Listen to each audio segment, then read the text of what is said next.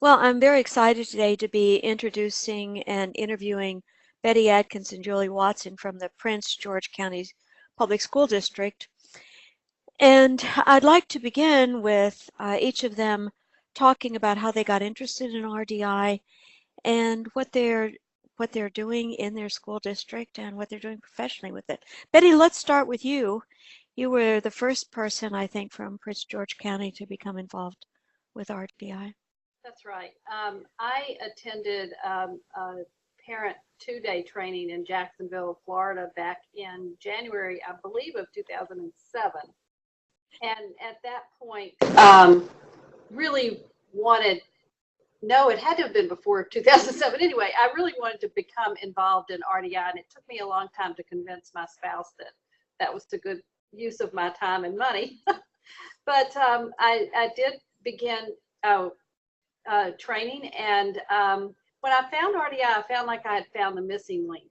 I'd been working with kids with autism at that point for about 13, 14 years, and I realized that the methods that we were using, while they provided some benefit, I wasn't being able to make that connection with kids that I wanted to be able to make, and I wasn't able to offer families the kind of support I felt that they needed.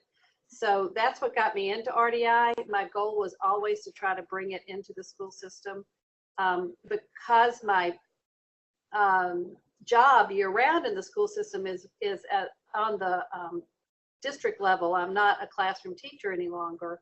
I had the ability to influence some of what was happening, which I think is a real plus for us. And I started the certification process, and after I finished, I was able to get a grant funding to train some other people. And we right now have about 30 families that are participating. And right now we have 3 certified consultants in the county and 2 who are in the process of certification. It's very exciting. I remember speaking with you in Florida, actually. I remember meeting you there. And then I remember when you came to training and that you had stated that as your goal, and nobody had done it before. So I was really excited about the possibility of doing it. I'm even more excited when I see what's happening there. Julie? I went to the same 2-day training with Betty in Jacksonville, and Oh, like her, it was exactly what I was looking for.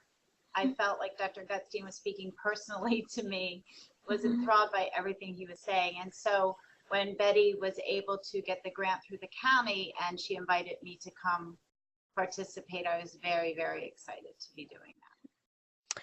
well, I'm certainly excited. I'm really excited for you to share this because RDI has some benefits to local school districts, particularly public school, and I hope that some of our readers will become inspired by the journey you've been on. Would you mind starting by telling me how you help parents prepare their child for the new school year? One of the things I like to do is talk to parents about preparing their child for any change, is to do a lot of pre-rehearsals and practice, go in, see the school when there's no one there, meet the teachers, write a letter to the teachers explaining their child, tell them what works, what doesn't work. Going in with an open mind that everyone there is there because they want to help your child, and to start off with that. A little bit of honey goes a long way, so they say. So really looking at building a collaborative relationship for their child from the beginning. And what age do you work with, Julie? I work with middle school and high schoolers. Middle school and high school. So you work, and so would you feel that the preparation piece is different for this age group? Some of the things are very similar. We still encourage them to go in and walk the building and just physically know their schedule, those kind of things. But I help prepare the parents for the building of independence in middle school and high school, of starting to back off a little bit, of not being such the helicopter parent trusting the teachers and the process. It's okay if your children make mistakes. It's okay if they don't have perfect grades. You know, we're helping them to build that resiliency and confidence. And yeah, sorry, and what we know about that as well, and I hadn't really thought about talking about it as part of this interview, but what we know is that small failures where you can, in a resilient way, bounce back and figure out what to do is really they're really more important than everything going well 100% of the time. So helping both parents and teachers understand the importance of manageable failure, something that I have to think about a lot in my work, particularly when it comes to overcompensation. I actually just came from an orientation for some new students coming into our program, and we talked a lot about that with parents and how we would support them in backing off. One mother actually started crying and needed to leave the room because the thought of backing off was so overwhelming and scary to her. And how we were going to help them with that process as much as we were helping their child. And I think that at every developmental stage with our children, even when our children are typically developing children, at each new stage, there is a kind of letting go and an understanding of what they're ready for, and that we need to stop overcompensating. And so when I think about parents of children on the spectrum, it isn't that they're any different, but these things kick in with a little more intensity. Absolutely. For them. And I think their mode of dealing with the school and the children in elementary school is to make sure everything's perfect and okay and their child doesn't become upset. So it's a whole different mindset. It is a different mindset. How do you prepare the teachers? I know you have a lot of preparing to do, so how do you prepare the teachers and in the school for supporting the children who are coming in? I'm assuming that a lot of teachers have already been prepared, but sure there are new teachers and people. One of the biggest parts of our job is doing teacher training, and we actually both love it. We really work with now teaching the teachers the neurology, what happens in the brain during autism. We pull a lot from the old 5-part series that used to be on the Introduction to Autism piece that Dr. Gutstein does. And I have found that since we started using that type of approach to teaching teachers, they're much more understanding than if we just go in and say, you know, here's the definition of autism and here's how when you see it first and here's what you do.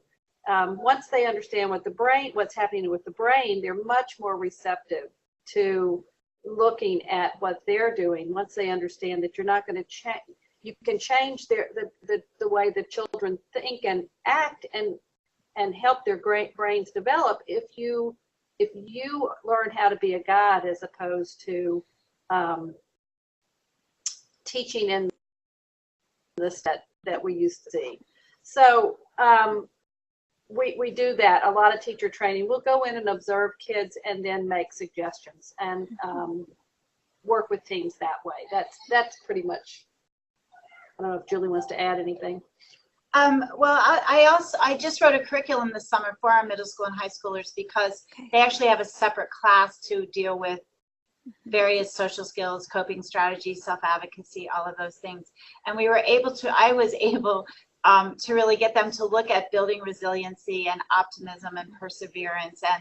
And so it's been very exciting because I've been training on that curriculum the past couple weeks. And so, you know, really pushing those topics forward for the teachers to be aware of and how to work on it. And the teachers are very excited about it.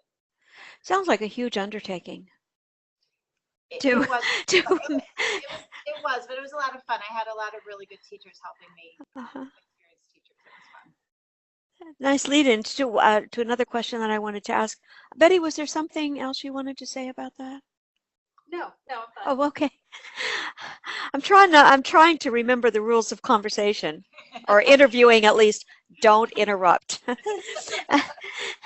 How do you see the role of RDI in the Prince George County school system?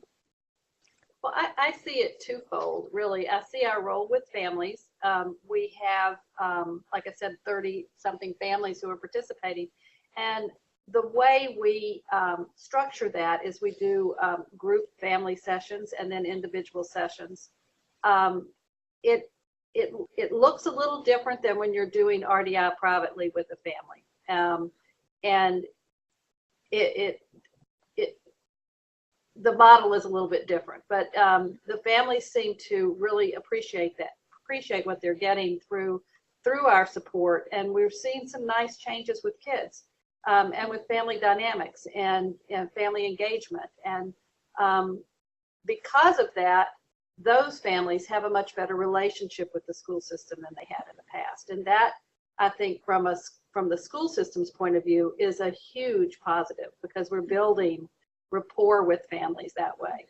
The other thing I see, the benefit from RDI and where we see it is in how we are training teachers and staff. And looking at, I'm hoping this year to work with a couple of classroom teachers, and that's going to be a little bit different. We haven't done that before, so it's exciting.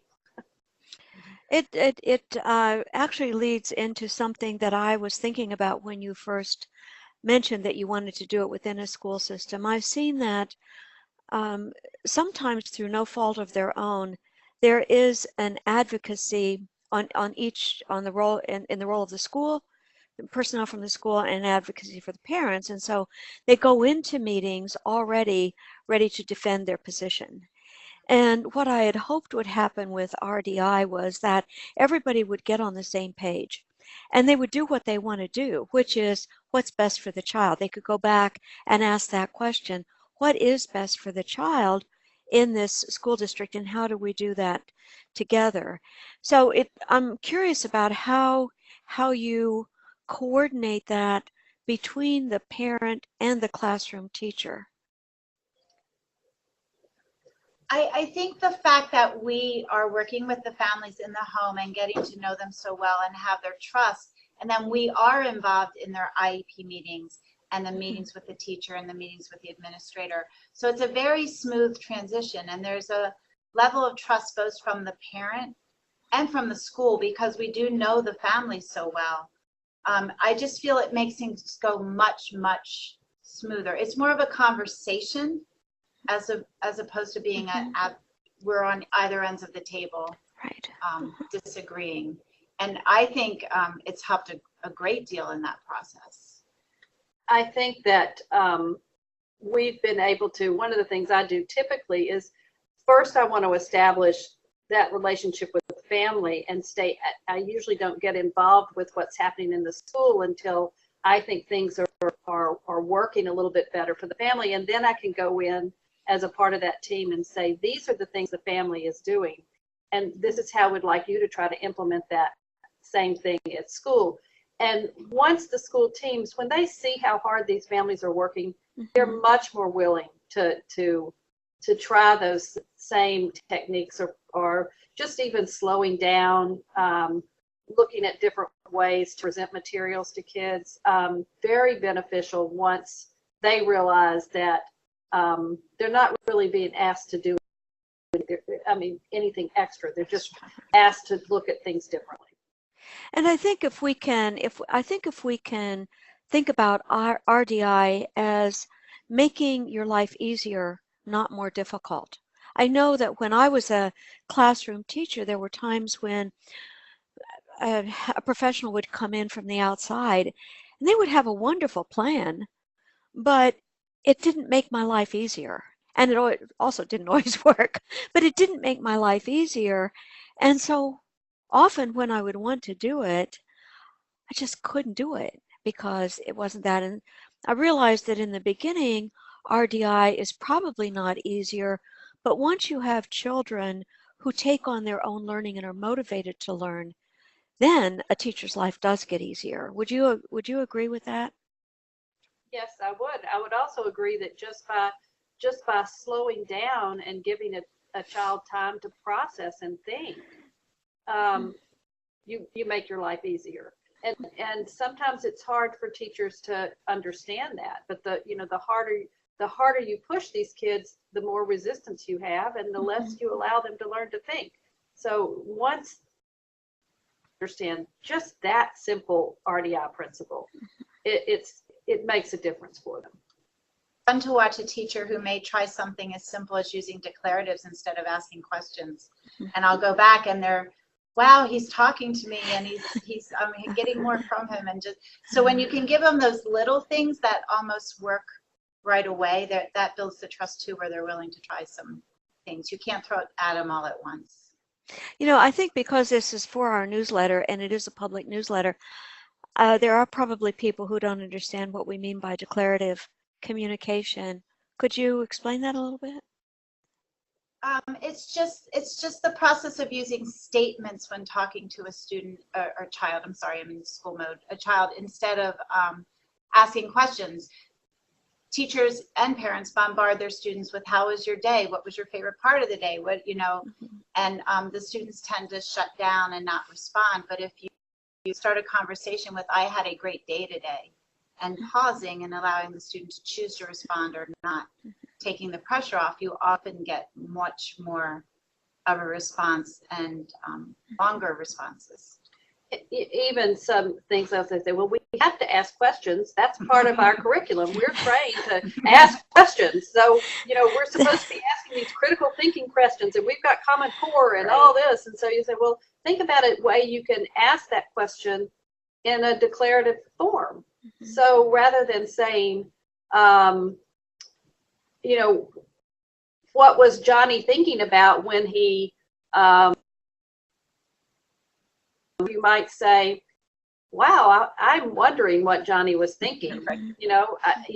Maybe that water was cold, or and you put it out as declaratives, and then you get more back from kids. You do, and I think there's always going to be that tension, not only between programs like ours, but a tension within teachers, because teachers are trained not to just keep implementing the Socratic method in their conversations with children, but student teaching is all about these grand ideas. And then when it comes down to, can you pass the test? And your evaluation is going to at least partly be based on the test scores. It gets hard, and so I'm sure that there's that same conflicted tension within teachers about moving forward.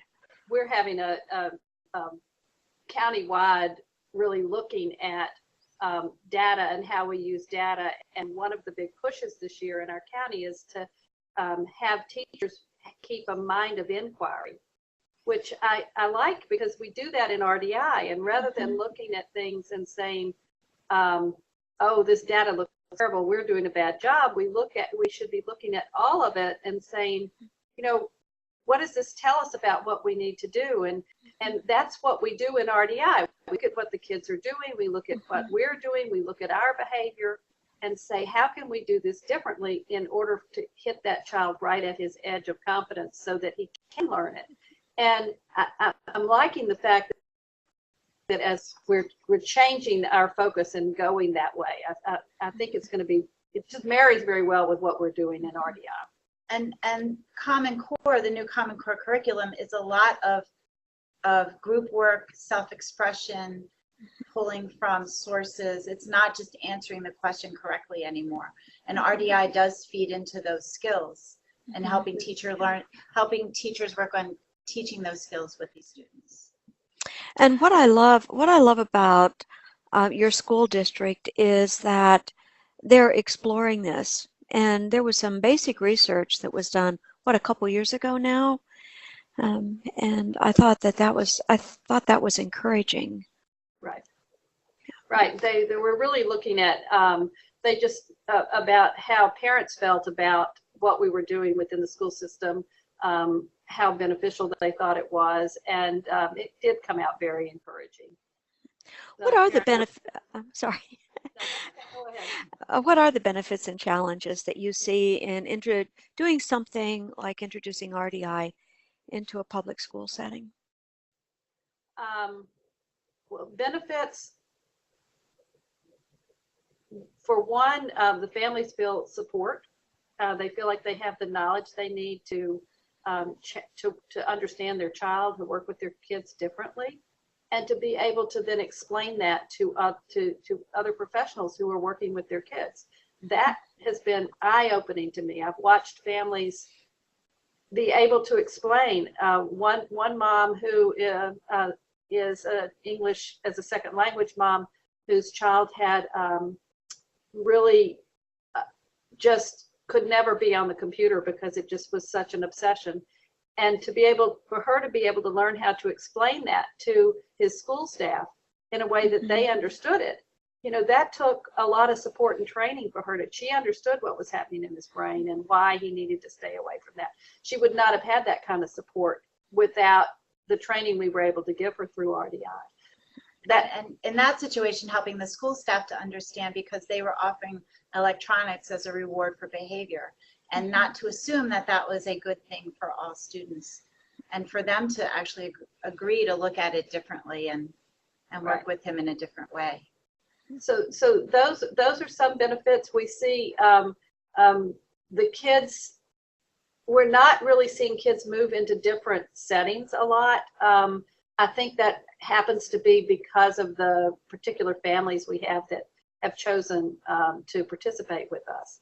As far as some challenges to RDI in the school system, because our parents are not paying anything, having the buy-in to really do the work, sometimes it's not costing them anything if they don't. And that sometimes can be, it's hard because they're, it's not hurting anybody but them, and they don't really see it that way.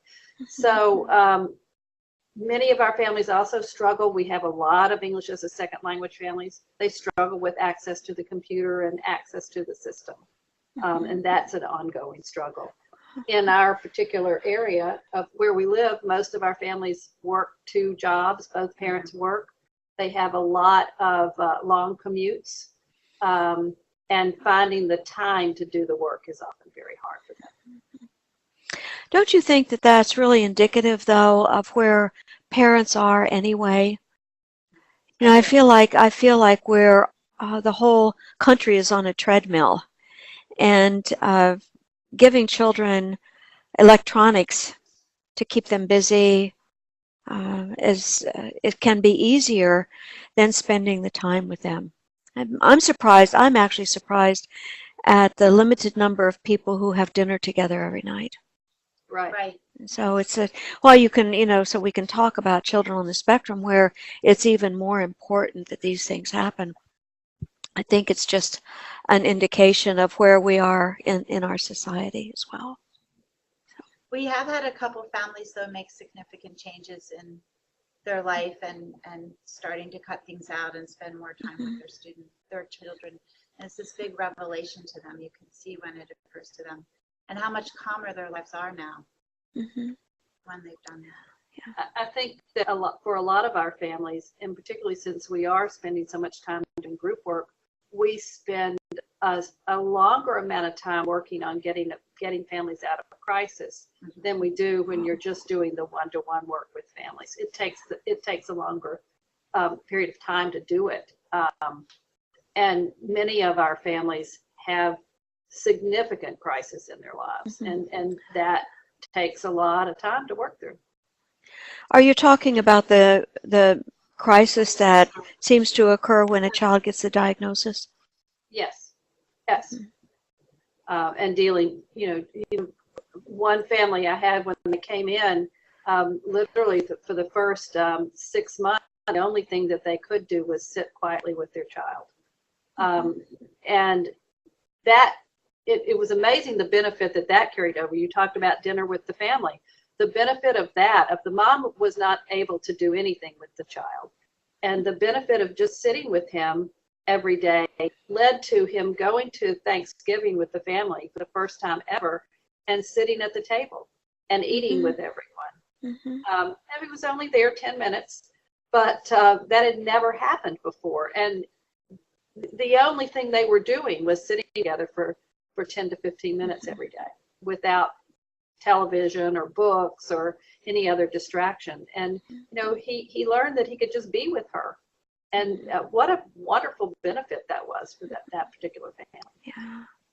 I had a family in the intake. There's a question about something you enjoy doing with your child or something like that. And this was a 10-year-old, and she couldn't remember enjoying her child since he was an infant in a stroller where she could strap him in.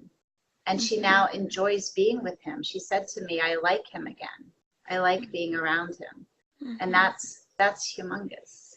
It's the kind of crisis we're talking about. That's a lot. I would say the majority of our families come in that way. And I've found that to be the case too in the families that I'm working with, where we see that kind of, I want to be with my child, but I don't know how. And I find it so hard, and I feel like I'm always walking on eggshells, so I don't instigate another tantrum because I can't take those tantrums anymore. And then to just be there and to enjoy each other, not to have the tantrum. It's a wonderful thing you're doing. Is there anything you wish I'd asked you? No, not time, I don't think. Okay. Well, you know, congratulations to you for bringing this amazing idea to a public school system, and to continue to develop it and to think about how to make it work and to play around with it, to understand what the correlations look like, how to make it work better. I'm really pleased. I can't stop listening to you talk about what you're doing, and I love hearing from the parents every now and then as well. So thank you very much for that. Thank you so much. Shelley.